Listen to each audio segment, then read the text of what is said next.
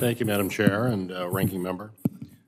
Mr. Mayor, as Ranking Member of the Homeland Security and Governmental Affairs Committee, one of my biggest concerns and focuses has been on the long-term extension of authorities that are contained in the Cybersecurity Information Sharing Act of 2015, which I know you're very familiar with.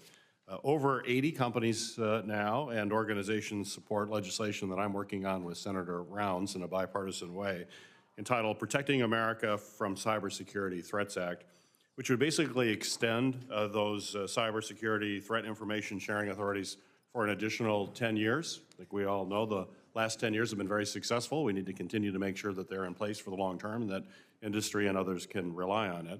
And I certainly appreciate how vocal U.S. Telecom has been about the importance of extending this authority.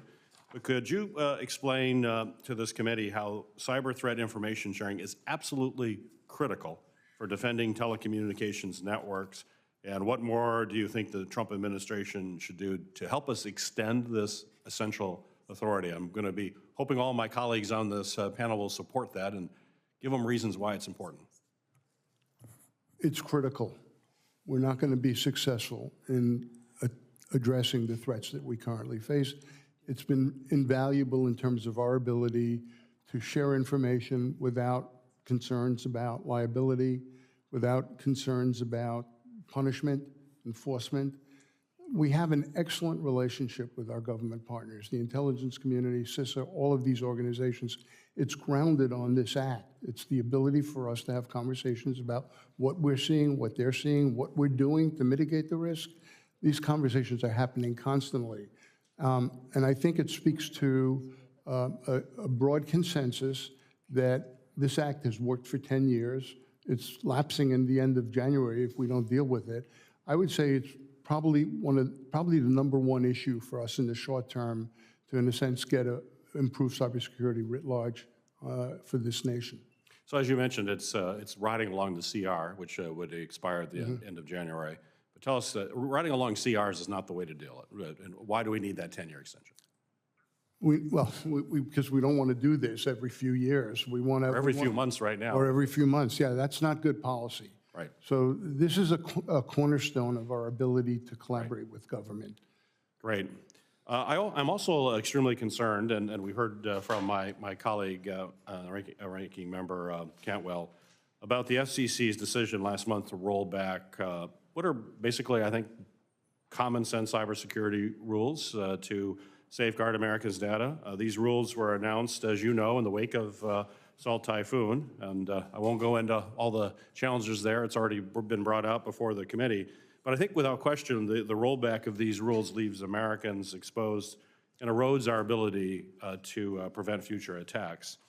I think this is even more concerning when you look at that rollback as part of a broader trend that's being carried out by the Trump administration right now, where officials say, they talk a good game, they say cybersecurity is a priority, but at the same time, they're basically gutting all of our cybersecurity institutions, from rolling back the FCC rule to ignoring their own guidelines regarding the handling of America's most sensitive personal information, as well as pushing out cybersecurity experts all across government, firing the people who know what needs to be done.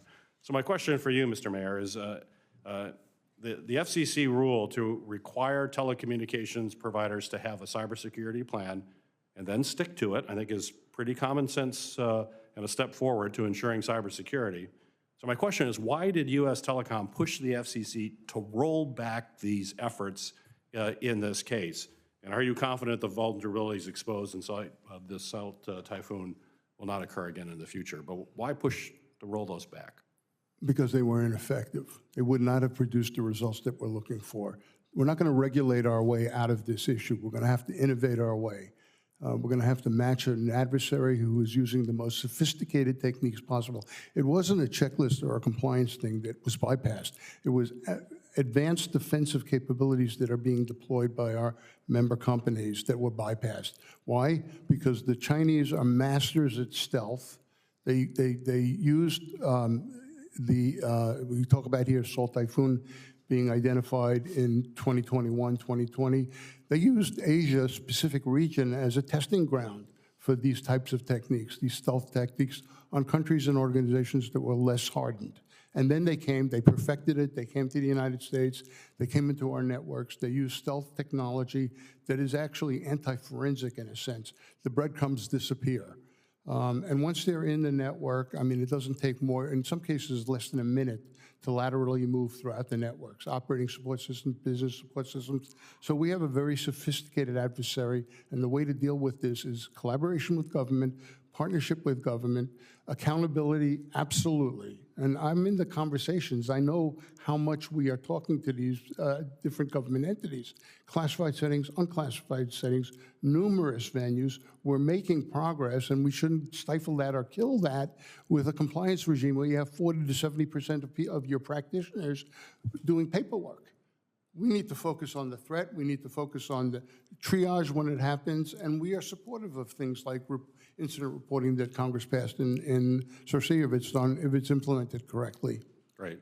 Thank you. My time's expired, but Ms. Jordan, I'm going to ask you a question related to this as to why you may think the FCC's actions were appropriate and why it may have been wrong to have those rolled back, but I'll ask that in writing.